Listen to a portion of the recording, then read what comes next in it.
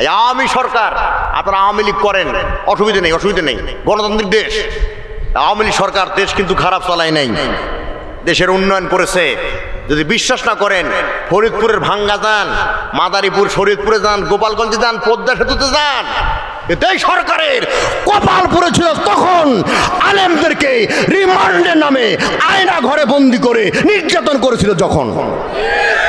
কথা ঠিক আছে না নাই? দুই হাত তুলে বলে ঠিক কিনা ভাই? সুতরাং আলেমদেরকে যারা হাতে হাত করা পড়াবে, আলেমদেরকে যারা রিমান্ডে নেবে, নির্যাতন করবে, বেইজ্জতি করবে, শুনে রাখেন তাদের পায়ের তলায় মাটি থাকবে না। এটাই চরম বাস্তব কথা, এটাই সত্য কথা, এটাই সত্য কথা, এটাই সত্য কথা। দুই হাত তুলে বলেন ঠিক কিনা? ইসলামের পক্ষে, রাসূলের মতে আলেমদের সাথে থাকতে কারা কারা প্রস্তুত আছেন? দুই হাত তুলে রাখেন মুসলমান।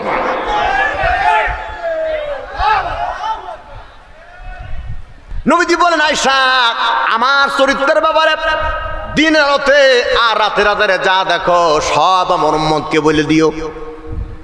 দেখেন চরিত্র কাকে বলে? দিনের আলোতে রাতের আধারে যা দেখো সব আমার উম্মতকে বলে দিও। আর আমার এক রাতের চরিত্র বউ যদি হাঁপা নিয়ে লোকজনকে বলে দেয়, আগামী বছর আমার আর দাওয়াত নাই, আমি এত খারাপ। আশা করি ব্যাপারটা বুঝতে পেরেছেন। যদি বুঝতে পারেন তাহলে আল্লাহ মানা করি চলে যাচ্ছি 3 নম্বরে।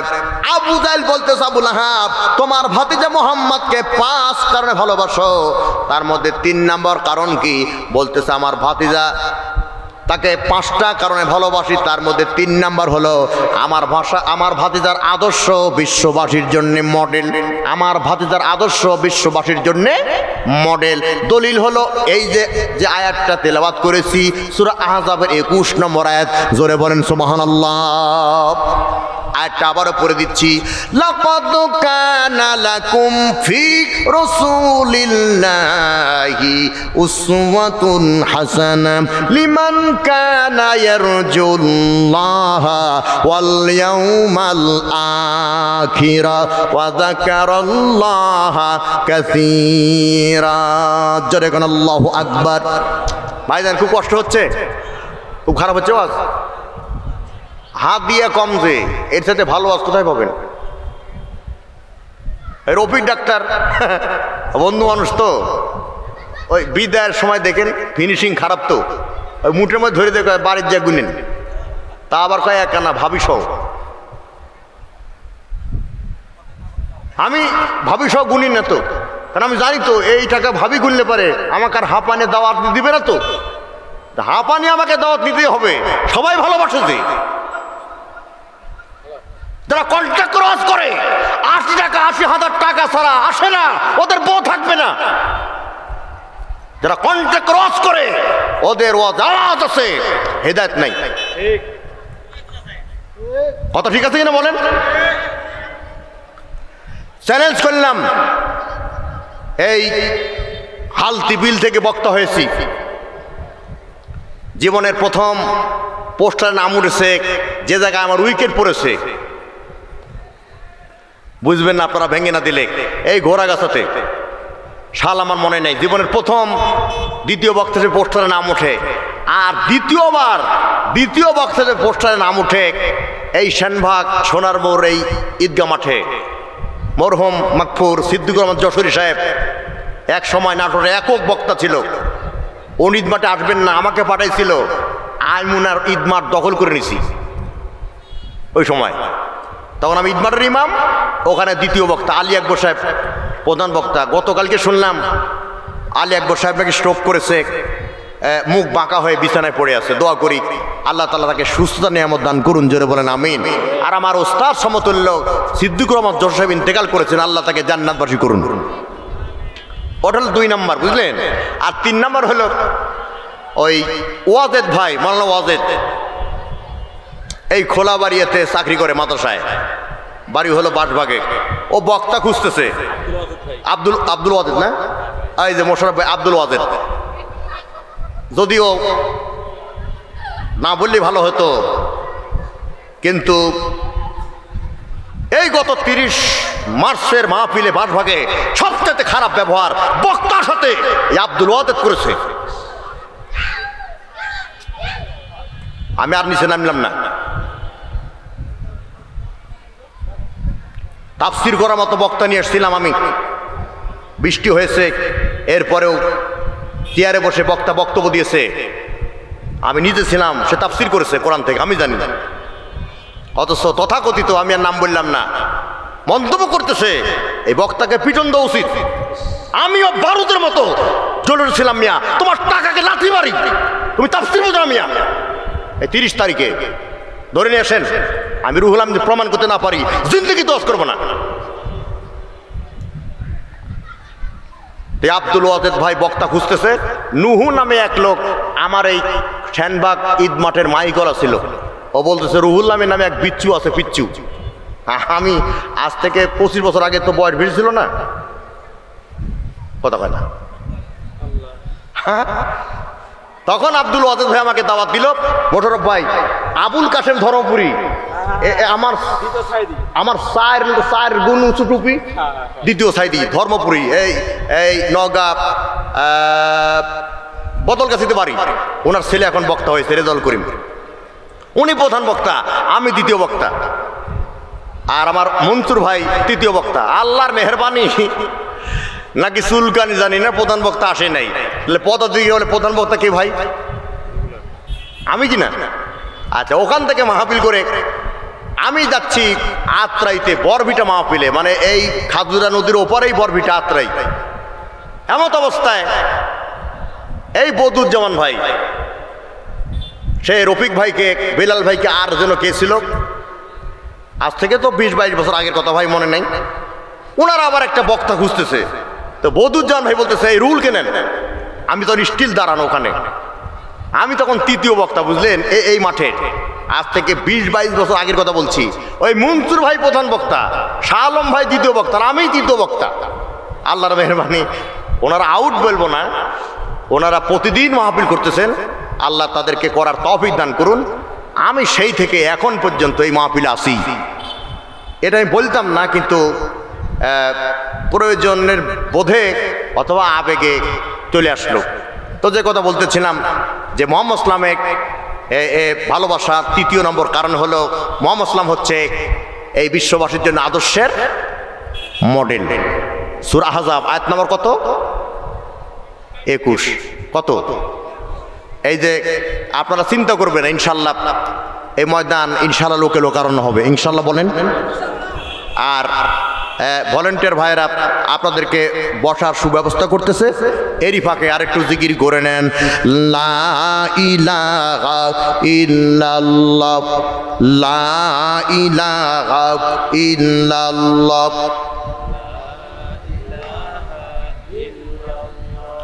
লা ইলাহা ইল্লাল্লাহ।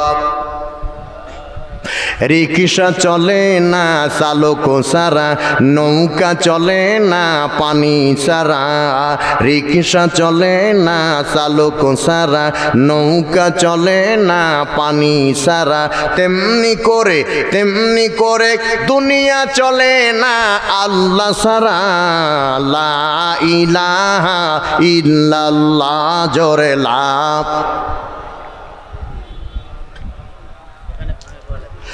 লা ইলাহা ইল্লাল্লাহু মুহাম্মাদুর রাসূলুল্লাহ সাল্লাল্লাহু আলাইহি সাল্লাম। তাহলে নবীজি হচ্ছে সকলের জন্য আদর্শের মডেল। তবে যে কোনো ছাতা পাতা নবীর আদর্শে আদর্শবান হতে পারবে না। তারাই পারবে কেবলমাত্র যাদের ভেতরে 3টা গুণ আছে। কয়টা গুণ? 3টা গুণ। পয়েন্ট কিন্তু আরো বেড়ে গেল, কিন্তু এই কথা বলতেই হবে, কারণ এটা হচ্ছে সবচাইতে দামি কথা, উত্তম কথা। 1 নম্বর হলো লিমান কানা ইয়ারজুল্লাহ, যারা মনে করে আল্লাহর সঙ্গে সাক্ষাৎ হবে, যারা মনে করে আল্লাহর সঙ্গে দেখা হবে, যারা মনে করে আল্লাহর সঙ্গে মোলাকাত হবে। হাঁপানিয়াবাসী অথবা হাঁপানিয়ার মাহফিলে আগত শ্রোতাদেরকে বলি, বন্ধুর বাড়ি বেড়াতে যায়, যদি নাটোর থেকে রাজশাহী যায় অথবা পাবনায় যাই, তাহলে কাঁচাগোল্লা নিয়ে যাই। আবার যদি সবাই নবাবগঞ্জের কোনো বন্ধু নাটোরে বেড়াতে আসে, তাহলে আম নিয়ে আসে। কিন্তু আল্লাহর বাড়ি যাব এই হাঁপানিয়া কবরস্থানে ইমান নাই, আমল নাই, কি নিয়ে যাব সেই চিন্তাও নাই। ভুল বললাম ভাই? এটা আবেগ দিবেন, বিবেক দিবেন। কবরস্থান মাহফিল, খুতবাতুল হাকাম 37 নম্বর খুতবা, এই হাদিসটা পাবেন, আকসিরু যিকরান হাযিবি লাযযাতিল মাউত। হে সাহাবীরা, অধিক মাত্রায় তোমরা মরণের কথা স্মরণ করো। সাহাবাই কেরাম বলে, হুজুর মরণের কথা স্মরণ হবে কোন জায়গায় গেলে? নবীজি বললেন, জিয়ারাতুল কবর তুযাক্কিরুল মাউত, কবরস্থান জিয়ারত করো, কবর কথা মনে হবে। তার মানে হলো এই হাঁপানিয়াতে এমনও বাঘ ছিল যাদের দাপটে বাঘ বকরিতে একই ঘাটে পানি খেত। কালের পরিক্রমায় 50 বছর আগে মারা গেছে, এখন তার কবর কোন জায়গায় তার নাতি নাতনিরা জানে না। তুমিও মারা যাবে, তুমি যত বড় নেতা হও না কেন, আজ থেকে 50 বছর পরে তোমার কবরে চিহ্ন থাকবে না। ভাই খুব রাগ করলেন নাকি? আপনি মনে করছেন আমার টাকা আছে, আপনি মনে করছেন আমার অর্থ আছে, বিত্ত আছে, হ্যাঁ জমির দলিল সমস্যা আছে, নায়েবকে টাকা দিয়ে ঠিক করে নিয়েছি, আজ আসলে ঘুষ দিব নাকি? এই চালাকি আজলের কাছে খাটবে কি? খুব সাবধান হয়ে যান, ভালো করে কান লাগান। তাহলে আল্লাহর সঙ্গে সাক্ষাৎ করতে হবে, এটা যারা মনে করে তাদের জন্য হলো আদর্শ। আর 2 নাম্বার ওয়াল ইয়াউমাল আখিরাত, যারা মনে করে এই দুনিয়া দুনিয়া নয়, এরপর আর একটা জগৎ আছে, তার নাম আখিরাত। তার নাম কি? জোরে বলেন। আখিরাত। আখিরাত মানে হলো পরকাল। আমি আপনাদের সামনে আখিরাতের চিত্র তুলে ধরতেছি। আটলান্টিক মহাসাগরের গভীরতা হলো 33,000 ফিট, আর প্রশান্ত মহাসাগরের গভীরতা হলো 36,000 ফিট। এই 33,000 ফিট অথবা 36,000 ফিট মহাসাগরী এই হাঁপানিয়ার মা বোনেরা কাঁথা সেলাই করে সুই দিয়া বা সূচ দিয়া। এই সূচটা যদি নিক্ষেপ করা হয় তাহলে সূচের ছিদ্রের উপরে অথবা সূচের ছিদ্রের দ্বারা যেই পানিটা উঠে আসবে ওইটা হলো দুনিয়া। আটলান্টিক মহাসাগরের এই পানি হলো আখিরাত তথা পরকাল। আপাতা না পাতা যার শুরু হচ্ছে শেষ নাই। একটা বার চিন্তা করছেন ভাই? এখন আপনাদেরকে সবচেয়ে দামি ওয়াজটা শেখাই দেই, জীবনের সবচেয়ে উন্নত মানের ওয়াজটা এখন করে দিচ্ছি। এরপরে 3 নাম্বার গুণের কাছে গিয়া আবার 4 নাম্বার মুহাম্মদ ইসলামকে ভালোবাসার কারণে আসতেছি। এই মাহফিল শুরু হয়েছে কোরআন তেলাওয়াত দিয়া। আমি শুনলাম নাকি বেলাল ভাইয়ের ছেলে মাগরিবের পরে কোরআন তেলাওয়াত করেছে। আজিম ভাই, রফিক নেতারে আমার রফিক ভাইয়ের ছেলে আছে কেন? ও আচ্ছা, রফিক ভাইয়ের ছেলে কোরআন তেলাওয়াত করেছে। তাহলে মাহফিল শুরু হয়েছে কি তেলাওয়াত দিয়ে? কথা কয় না, গীতা না কোরআন?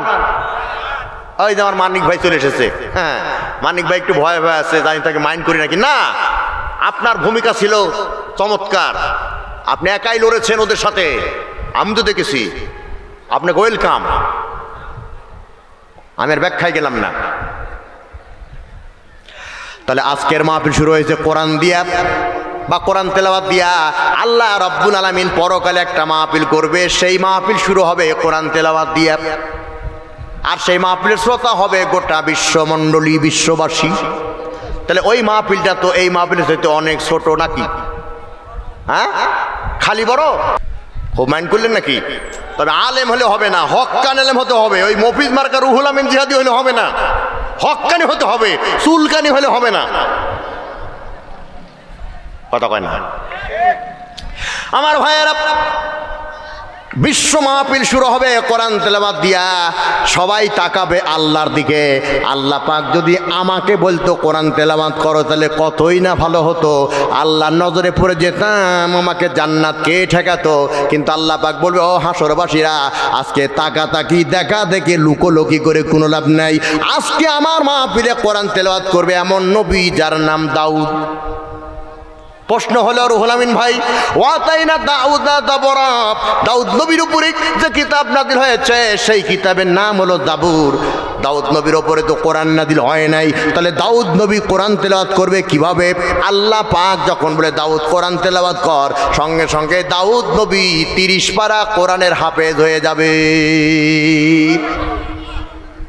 এখন এই দাউদ নবী কোরআনুল কারীমের কোন সূরা কোন আয়াত তেলাওয়াত করবে? তাফসীর ইবনে কাসিরে কোট করা হয়েছে সূরা তাহার 1, 2, 3 নম্বর আয়াত। আমি একটা খাড়া টান দেব, জয় বাংলা না আল্লাহু আকবার। আমার আপত্তি নাই, আপনারা যা বলেন বলেন, তবে আমার যেটা পরিষ্কার বর্ণনা হলো, আওয়ামী লীগ যদি কোনো জনসভা করে তাহলে সেই জনসভার নেতৃবৃন্দ হবে, বক্তা হবে আওয়ামী লীগের, ওরা জয় বাংলা স্লোগান দিবে, আমার আপত্তি নেই। বিএনপি রাজনৈতিক মঞ্চ হবে, বিএনপি নেতারা বক্তব্য দেবে, বাংলাদেশ জিন্দাবাদ বলবে, এটা কোরআনের মঞ্চ, আমি কোরআনের বক্তা, এখানে আল্লাহু আকবার চলবে। এটা সাপোর্ট দেন আমাকে, ঠিক আছে তো? তাহলে আল্লাহু আকবার বলবেন না কি বলবেন এটা আপনাদের ব্যাপার। আমি একটা খাড়া টান দেই, তাহা মা আনজালনা আলাইকাল কুরআনা লিতাশকা ইল্লা তাযকিরাতাল লিমান ইয়াখশা।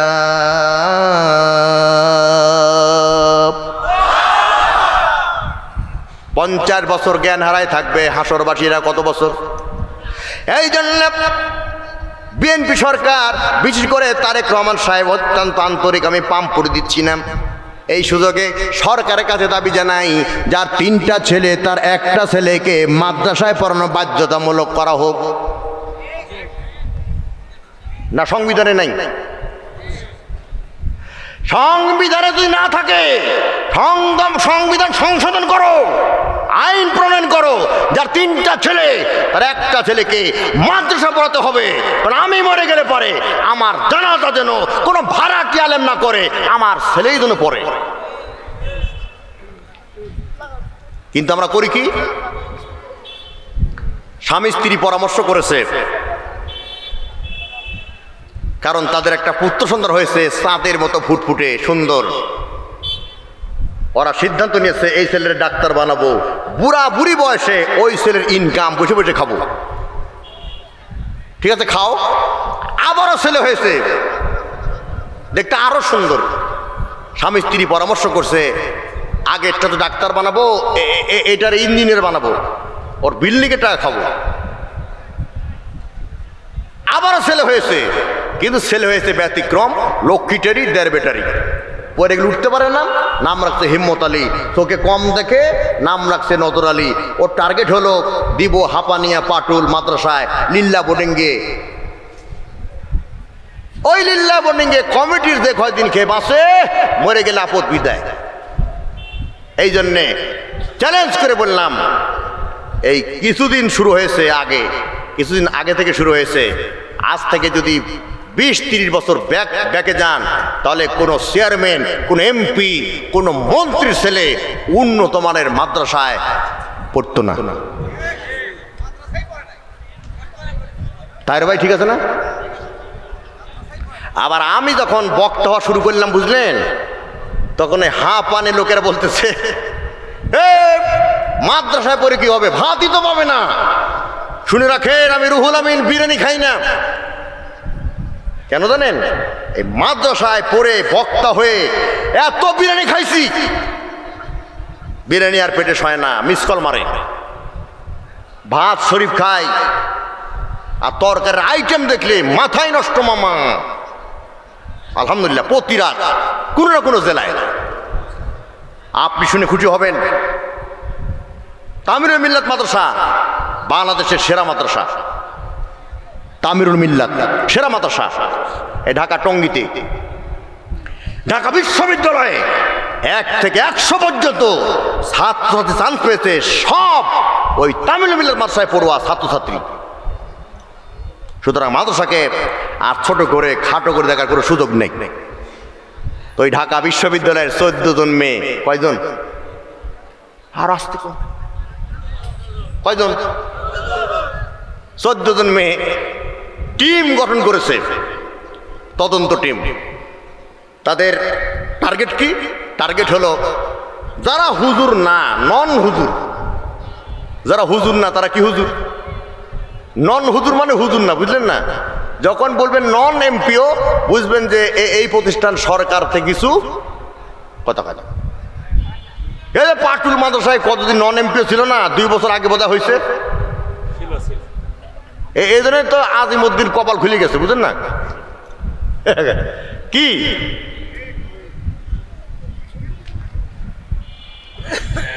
তো যারা হুজুর না তাদের বউ সুখে আছে না, যারা হুজুর তাদের বউ সুখে আছে, এইটা যারা তদন্ত করবে। ঢাকা বিশ্ববিদ্যালয়ে পড়ে যে আর কি তদন্ত করবে? তদন্ত করতে গিয়ে দেখে যারা হুজুর না, বেয়াদবি নেবেন না, হুজুর না বলেই যে খারাপ, পাইকারি দরে ফতুয়া দিচ্ছি না, কিন্তু কিছু কিছু লোক আছে যারা হুজুর না, দেখবেন ওরা উন্নত মানের মদ খায়। কি খায়? মদ খায়, মাতলামি করে, আর আন্তর্জাতিক মানের বউ ধরে পেটায়। কথা কয় না? মদ বোধা বুঝেন নাই না, এটা চুটকি দিব নাকি?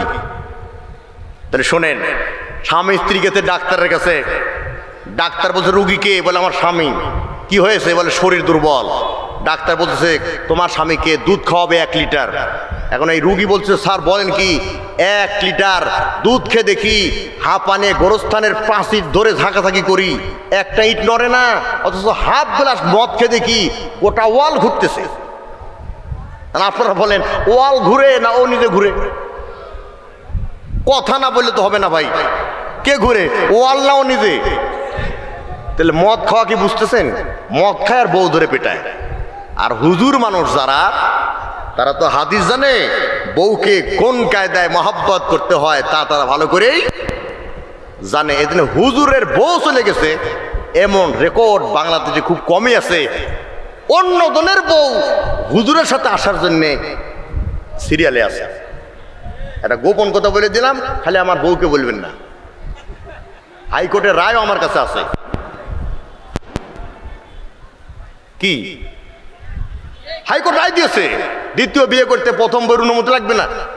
আমি আর বউকে দেখালাম 3 দিন কথা কয় না। কি এক যন্ত্রণা! যাক, সেটা অন্য কথা। তখন এই 13 জন মেয়ে বলতেছে কি ব্যাপার, তুমি 14 নম্বর মেয়ে, তুমি হুজুরের প্রতি এত আসক্ত হলে কি করে?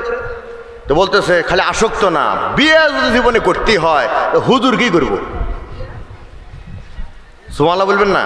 আরে হুজুররা তো সুবহানাল্লাহ না বলে তো ওয়াজ করি কি করে? বলেন সুবহানাল্লাহ। তো বাকি 13 জন মেয়ে বলতেছে তুই ঢাকা বিশ্ববিদ্যালয়ের ছাত্রী, তুই কার হবি পাত্রী, একটাবার কি ভেবেছিস? তুই যদি ইংরেজিতে অনার্স মাস্টার্স করিস, তোর স্বামী হবে বিসিএস ক্যাডার, তোর স্বামী ইঞ্জিনিয়ার, তোর স্বামী হবে ব্যারিস্টার, আর তুই বিয়ে করবি হুজুর। কারণ কি? বলছে একটা কারণে হুজুরকে বিয়ে করবো। কয়টা কারণ? একটা কারণে হুজুরকে বিয়ে করবো। সে কারণ হলো সংসার করতে গেলে টুকিটাকি খুঁড়ি ঝগড়া লাগবেই। তখন হুজুর আরবিতে গালিগালাজ করবে, আর প্রতিবেশীরা মনে করবে হুজুর দোয়া করতেছে। কথা কথা বুঝেন নাই? লম্বা না গরিব একটা ছেলেকে মাদ্রাসায় পড়াবেন, দাউদ নবীর কণ্ঠে কোরআন তেলাওয়াত শুনে হাসরবাসীরা 50 বছর জ্ঞান হারা থাকবে। 50 বছর জ্ঞান, 50 বছর পরে যখন জ্ঞান ফিরে পাবে, আল্লাহ পাক ডাক দিয়ে বলবে হাসরবাসীরা আর তেলাওয়াত শুনবে নাকি? হাসরবাসীরা বলবে এক তেলাওয়াতে 50 বছর কি হারা। আমার দেশের খালাতো ভাইয়েরা, আমার দেশের মামাতো ভাইয়েরা গান গায়, আমি জ্ঞান হারাবো, মরেই যাব, কেউ বাঁচাতে পারবে না। ভুয়া কথা, শিরিকি কথা। মনে রাখবে খালাতো মামাতো ভাইয়েরা, বাঁচানোর মালিক হলেন আল্লাহ। কোনো নারীর জন্য অযথা মরো না।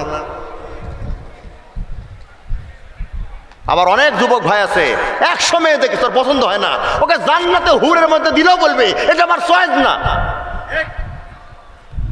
ইয়ে ঠিক বলেন ভাই? তুমি তাহলে 100 পার করছো কি তোমার চয়েস হয় না? তাহলে আমাকে হোয়াটসঅ্যাপ নাম্বারে একটা নক করে দিও, তোমার জন্য মেয়ে আমার কাছে আছে।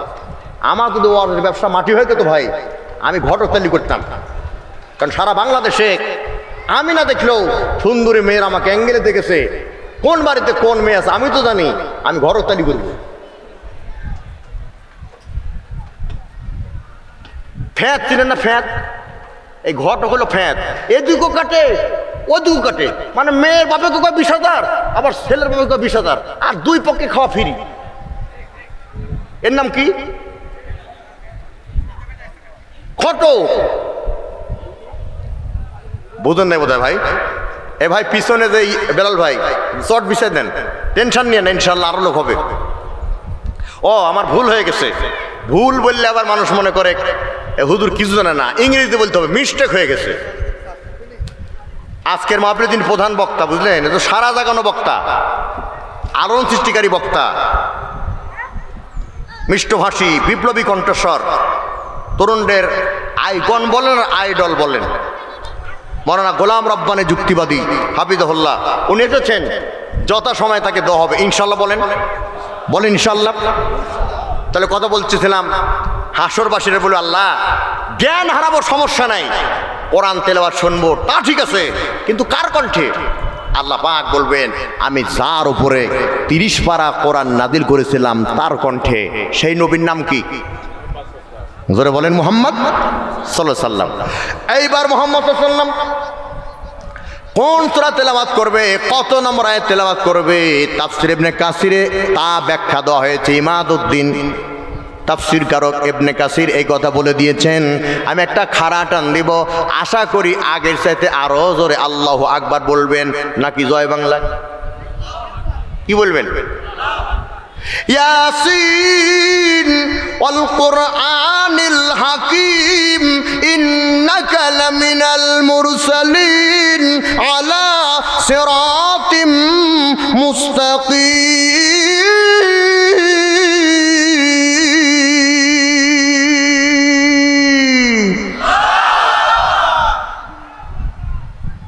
আমি রুহুল আমিন সহি তেলাওয়াত করতে পারি না, এটা আমার ব্যর্থতা। তারপরেও যদি এত জোরে আল্লাহু আকবার বলেন, নাজমুল সাকিব, আব্দুল্লাহ, রাহাত, ফাহিম, তাকরিম, বিশ্বজয়ী হাফেজ, এরা তেলাওয়াত করলে আরো ভালো লাগবে। বিশ্বকারিকার আব্দুল বাসেত তেলাওয়াত করলে হৃদয় ছুঁয়ে যাবে। আর মুহাম্মদ ইসলামের কণ্ঠে কোরআন তেলাওয়াত শুনতে কেমন লাগবে? নবীদের কণ্ঠে কোরআন তেলাওয়াত শুনে হাসরবাসীরা আবার 50 বছর জ্ঞান হারা থাকবে। 50 বছর জ্ঞান হারা থাকার পরে যখন তারা আবার জ্ঞান ফিরে পাবে, আল্লাহ পাক হাসরবাসীকে ডাক দিয়ে বলবে, হাসরবাসীরা তোমরা আর তেলাওয়াত শুনবে নাকি? বলে আর কে আছে বাকি? আল্লাহ বলবেন আমি নিজে। আল্লাহু আকবার বলেন।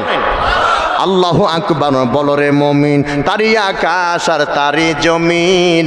আল্লাহু আকবার বলো রে মুমিন, লিল্লাহি তাকবীর।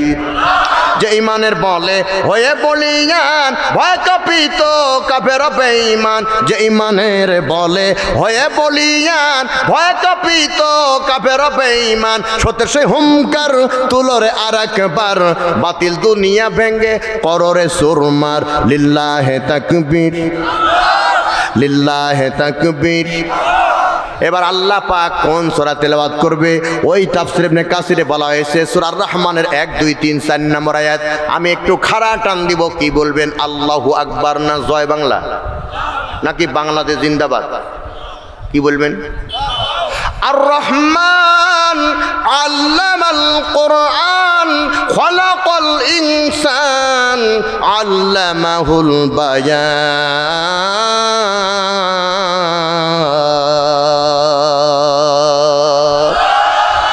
দুই হাত টান টান করেন, দেখেন এখনো তারা হাত তুলে নাই, ওরা ওই গ্রুপের লোক। লিল্লাহি তাকবীর, লিল্লাহি তাকবীর। মাশাআল্লাহ, এই মেলা জমে উঠেছে না ভাই? আলহামদুলিল্লাহ। এরা রুহুল আমিনের কোনো কৃতিত্ব না, এটা গড গিফটেড, এটা আল্লাহ প্রদত্ত। কোরআন যেখানে আমরা সেখানে। কথা ঠিক আছে তো? এবার আল্লাহ পাক কি বলবেন? কান লাগান।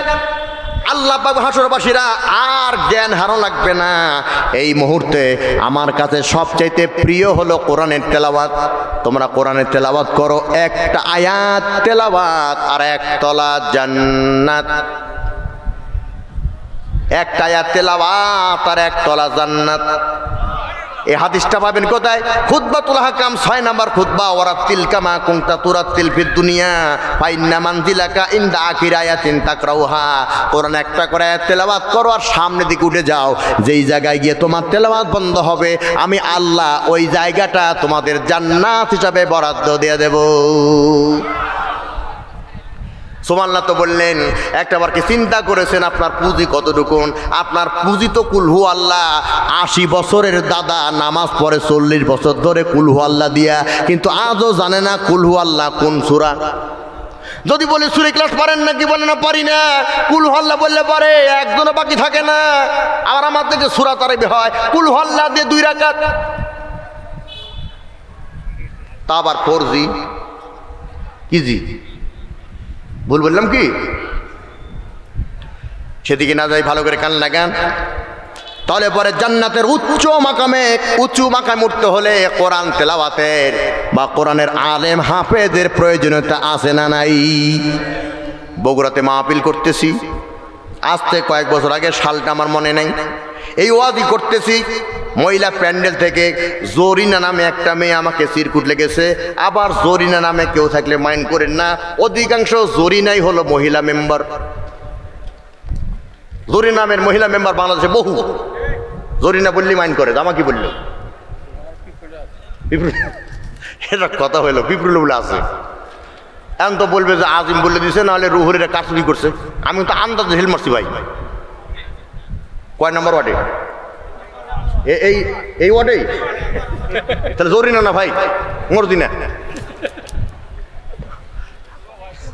ভয় না একটু আর কি। তাহলে ভালো করে কান লাগান। ওই জরিনা ভাই, মর্জিনা বললে ধরা খেয়ে দেবো না। ওই জরিনা আমার ভাবিকে বলবো, আপনি মাইন্ড করবেন না। আমি আপনার বিপক্ষে না, পক্ষেই কথা বলবো। ওই জরিনা চিরকুট পাড়েছে হুজুর হুজুর। আজকাল কিছু লোক আমাদেরকে হুজুর তো মানেই না, আবার আমাদেরকে ব্যঙ্গ করে গান তৈরি করেছে, ও হুজুর ও হুজুর, তেরা তেরা তেরা শুরু। দুঃখ লাগে ভাই। একবার চিন্তা করছেন, এই তুই জন্ম নিলে পরে রাত 2টার সময় আমি রুহুল আমিনকে, আজিমকে, এই মোশাররফকে তোর বাবা ডেকে নিয়ে গেছে। এক কানে আজান আর এক কানে ইকামত দিয়ে নিছে বিনা টাকাতে। আজও বাকি আছে। কথা কন না কেন? 7 দিন পরে তোর আকিকা হবে। তোর আকিকার খাসি আমরা জব করেছি, এখনো টাকা বাকি আছে। ভাই কথা বলেন না যে। আবার 4 বছর 4.5 বছর নাকি আর একটু পরে 5-6 বছর পরে তোমাকে যখন খাতনা দেওয়া হবে, তখন অনুষ্ঠান করেছিলে। সে অনুষ্ঠানে গিয়ে আমরাই দোয়া করেছিলাম, তুমি বিয়ে করেছো, কালেমা আমরা পড়াইছি বলে বউ পেয়েছো, তুমি মরে যাবে, তোমার জানাজা আমি পড়াবো, না হলে আরেকটা আলেম পড়াবে। সুতরাং আলেমের বিরুদ্ধে, আলেমের ব্যাপারে কিছু বলতে গেলে বুঝে শুনে বলো, তাছাড়া আগামীতে 5 তাকবীরে জানাজা হবে, তা আবার বিনা উযুতে। 2 হাত তুলে বল, কথা ঠিক আছে? মনে রাখবেন, যারা আলেমদেরকে হাত দেয় তাদের পায়ের তলায় মাটি নাই। 2 হাত তুলে বল, ঠিক কিনা ভাই?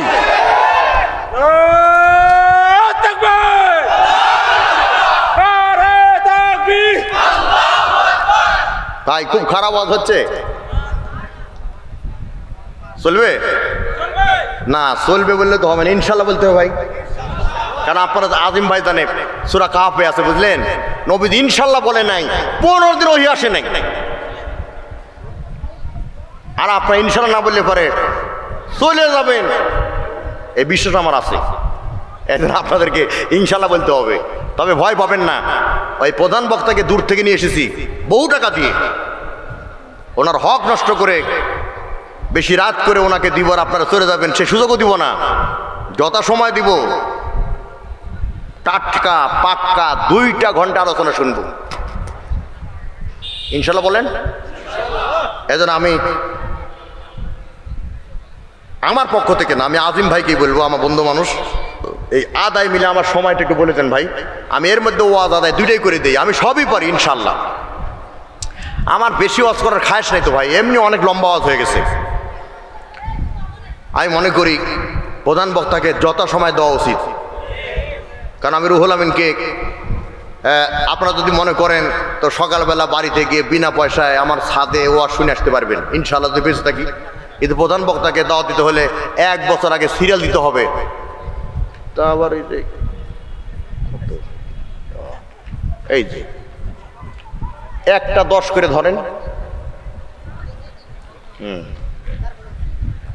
তাহলে ওনাকে দেরি করে দিলে লস আমাদের হবে না ভাই? সব মিলে সময়টা করে দেন না। 11টা আলহামদুলিল্লাহ। তাহলে 32 বাজে আর 28 মিনিট। আর একটু কথা বলি ভাই, আর 8টা মিনিট কথা বলি, আর হলো 20টা মিনিট আদায় করে দিই। একমত থাকলে ওয়াজ করবো না, তা করবো না ভাই। হাত তো তুললেন না দাদা, ইনশাল্লাহ বললেন না। আমি জানি আপনাদের মনেও ছিল না প্রধান বক্তাকে, আমি মনে করে দিলাম। আমারও মনে ছিল না, আমি মনে হচ্ছে আমি বোধহয় প্রধান বক্তা। এই জন্য এমন ওয়াজ ধরেছি আমার 3 ঘন্টা লাগবে। পরে চিন্তা করলাম, আরে না তো, আমি তো কন্ট্যাক্ট করিনি, আমি তো টাকা বাইনা নিনি, আমি তাহলে প্রধান বক্তা না। তখন চিন্তা করলাম ঘড়ি দেখা লাগবে, ঘড়ির কাটা বলতে 10:30। 11টাকে প্রধান বক্তা দোয়াই লাগবে। এই জন্য আমি আর লম্বা না করি, এই 7টা মিনিট একটু কোরআনের কথা বলে আমি প্রতিষ্ঠানের আদায়ের দিকে যাচ্ছি। কান্না গান মোহাম্মদ সাল্লাম আদর্শ, এই আদর্শ যদি হতে হয়, যদি পেতে চাই, তাহলে 3টা গুণ লাগবে। লিমান কানা ইয়ারজুল্লাহ, 1 নাম্বার মনে রাখতে হবে আল্লাহর সঙ্গে সাক্ষাৎ হবে। ওয়াল ইয়াউমাল আখিরা, এই দুনিয়া না, এরপর একটা দুনিয়া আছে তার নাম আখিরাত। 3 নাম্বার যাকারাল্লাহ কাসীরা, উঠা বসা চলাফেরা লেনদেন বিয়ে শাদী রাজনীতি জীবন চলার পথে সব ক্ষেত্রে কোনো আতি নেতা পাতি নেতা জাতি নেতা সাথী নেতা না, কোনো আজা বাবা খাজা বাবা দয়াল বাবা কেবলা কাবা দরি বাবা সুরি বাবা বিড়ি বাবা তালা বাবা মাটি বাবা হুহু বাবা ধান বাবা না। ভয় করতে হবে একমাত্র আল্লাহকে, স্মরণ করতে হবে একমাত্র যাকে। আওয়াজ দিয়ে বলেন তো তিনি কে? এই 3টা গুণ যাদের মধ্যে থাকবে তিনি হলেন আমাদের জন্যে আদর্শ। এই 3 নাম্বার কারণে আমার ভাতিজা মুহাম্মদকে ভালোবাসি। আবু জাহেল ডাক দিয়ে বলল, এ আবু লাহাব, তোমার ভাতিজা মুহাম্মদকে তুমি ভালোবাসো, 4 নাম্বার কারণ কি? এবার আবু লাহাব বলল, আমি আমার ভাতিজা মুহাম্মদকে 5টা কারণে ভালোবাসি। তার মধ্যে 4 নাম্বার কারণ হলো আমার ভাতিজা শুধু আদর্শ না, আমার ভাতিজা কুল কায়নাতের জন্যে রহমত।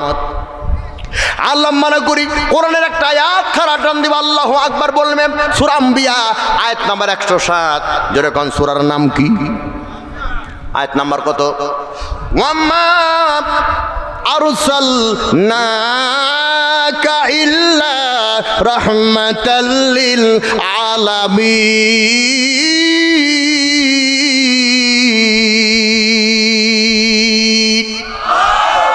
2 তাকবীর একসাথে হবে, একটা আয়াতে তাকবীর, আর দেখেন হুইপ মহোদয়ের প্রতিনিধি এবং আজকের বিশেষ অতিথি আমার শ্রদ্ধাভাজন মামা, জেলা বিএনপির আহ্বায়ক, জেলা পরিষদের পর্ষক, ওই যে রহিম নেওয়াজ সাহেব এসেছেন।